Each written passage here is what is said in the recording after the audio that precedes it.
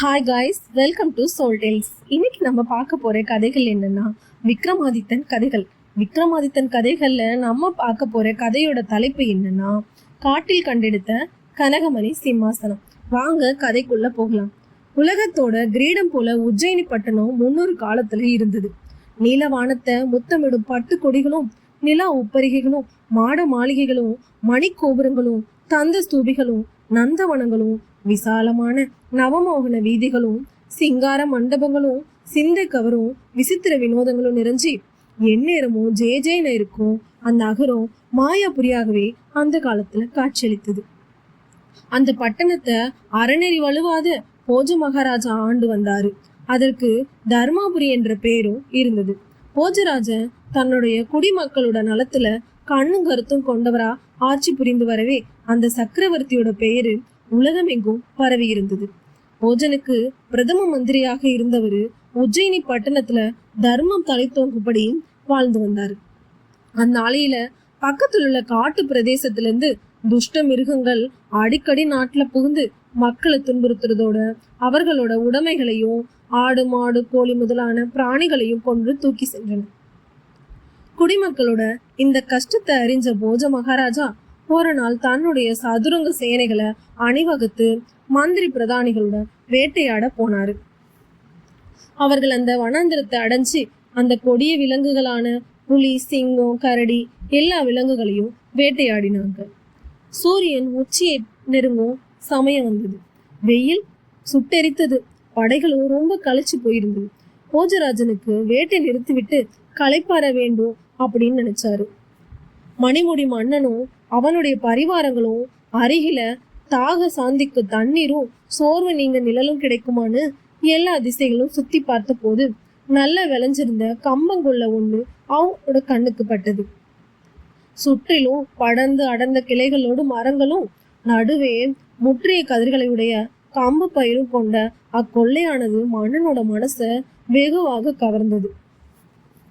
ஆனா அந்த கொள்ளை சரவணப்பட்ட என்னும் ஒரு குடிமகனுக்கு சொந்தமானது. முற்றிய கதிர்களை பறவைகள் கொத்தி தின்னாமல் இருக்க காவலுக்கு அந்த கொள்ளையின் நடுவே பரண் ஒன்றை கட்டி அதன் மேல் ஏறி அமர்ந்திருப்பான். பறவைகள் கூட்டமாக வந்து கதிர்களை உட்காரும் போது கற்களை விட்டெறிந்து அவற்றை துரத்துவான். அன்றைய தினம் சரவணப்பட்ட அதே போல பரண் மீது அமர்ந்திருந்தான். வேட்டையில் களைச்சு போய் முகம் கருத்து வரும் மன்னர் பிரானையும் பரிவாரங்களையும் பார்க்கும்போது அவனுக்கு ரொம்ப பரிதாபமா இருந்தது. சரவணப்பட்ட பரண் மீது இருந்தபடியே வரவேண்டும் வரவேண்டும், வேட்டையினால் மிகவும் களைத்து போயிருக்கிறீர்கள். இதோ இந்த கம்பங்கொள்ளை முழுவதும் என்னை சேர்ந்ததே. முற்றிய கதிர்கள் இருக்கின்றன. இதோ இனிமையான பழங்கள் கொத்து கொத்தாக தொங்குகின்றன. வெள்ளரி பிஞ்சுகளும் இருக்கின்றன. தாங்கள் தாராளமாக தங்கள் பரிவாரங்களுடன் கொள்ளையில் நுழைந்து பசித்தீர சாப்பிடுங்கள். காய்ந்து போயிருக்கும் கம்பு தட்டைகளை குதிரைகளுக்கு கொடுக்கலாம். எனக்கு கிடைத்தற்கரிய பாக்கியமே இது. ராஜாதி ராஜா இன்று என் விருந்தாளியாக இருப்பது என் பூர்வ ஜென்ம பலனே என்று அந்த சரவணப்பட்டன் உள்ளங்கனிவோடு மன்னரை அழைத்தார். அவன் வார்த்தைகளை கேட்டபோது போஜ மகாராஜா தன் பரிவாரங்களை அழைச்சிட்டு அந்த கம்பங்கொள்ளையில நுழைஞ்சாரு. பசியால வருந்திய போர் வீரர்கள் அந்த கதிர்களை உடைச்சி சாப்பிட ஆரம்பிச்சாங்க. சிறிது நேரத்துல அந்த பரண் மீது இருந்த சரவணப்பட்ட பறவைகளை விரட்ட கீழே இறங்கினான். அரசனோட வந்த போர் வீரர்கள் அந்த கதிர்களை உடைச்சு சாப்பிடுறதையும் குதிரைகள் வந்து தட்டைகளை சாப்பிடுறதையும் பார்த்த அந்த சரவணப்பட்டனுக்கு கோபம் பயங்கரமா வந்தது.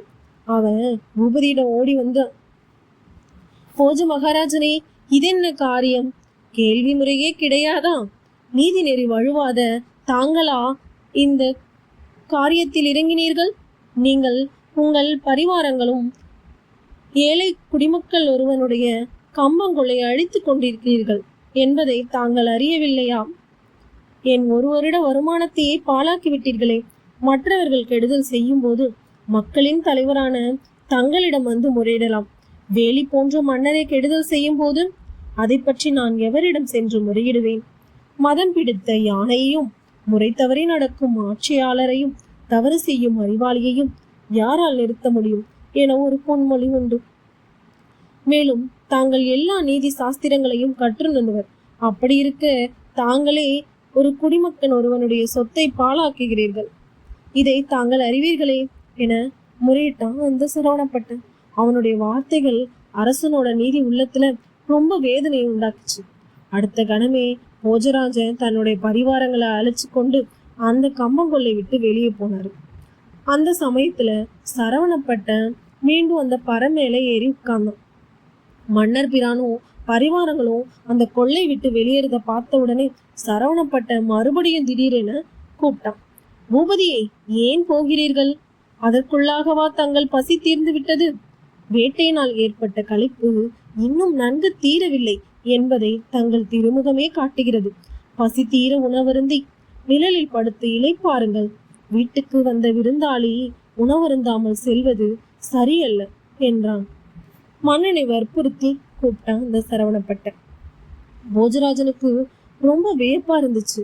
பரண் மேல் இருந்த போது அவன் நம்மளோட பசியை உணர்ந்து கம்பங்கதிர்களை உடைச்சி சாப்பிட சொன்னான். ஆனா பரணை விட்டு கீழே வந்ததுக்கு அப்புறம் அவனோட உள்ளத்துல சுயநல எண்ணம் மேலோங்கி இருந்தது. ஆனா மீண்டும் பரண் மீது ஏறுறது உடனே அவன் மறுபடியும் நம்மள விருந்து சாப்பிட கூப்பிடுறான். இது எப்படி அப்படின்னு அவருக்கு விசித்திரமா இருந்தது. இது இந்த இடத்தோட விசேஷம் போல, நாமும் அந்த பறை மேல ஏறி பார்க்கணும் அப்படின்னு நினைச்சிட்டு சரவணப்பட்டன் பக்கத்துல போய் அந்த பரண் மீது ஏற தொடங்கினாரு. அவரு அந்த படிகள்ல காலை வச்ச உடனே உலகால பிறந்தவனோட உள்ளத்துல சலனமற்ற அமைதி குடிக்கொண்டது. அனைவரையும் கஷ்டத்திலிருந்து விடுவிக்க வேண்டும்.